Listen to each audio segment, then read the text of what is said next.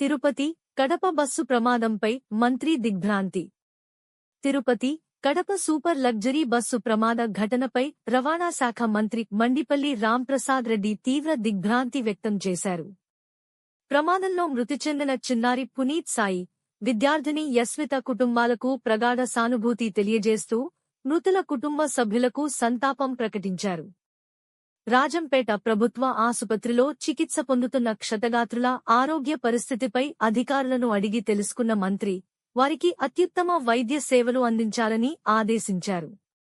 తీవ్ర గాయాలైన వారిని మెరుగైన చికిత్స కోసం ఉన్నత వైద్య కేంద్రాలకు తరలించాలని సూచించారు. బాధిత కుటుంబాలకు ప్రభుత్వం అన్ని విధాలా అండగా ఉంటుందని భరోసా ఇచ్చిన మంత్రి ప్రమాదానికి సంబంధించిన రోడ్డు భద్రతా ప్రమాణాలు, బస్సు, లారీ వివరాలపై అధికారులతో దూరవాణి ద్వారా సమీక్షించారు.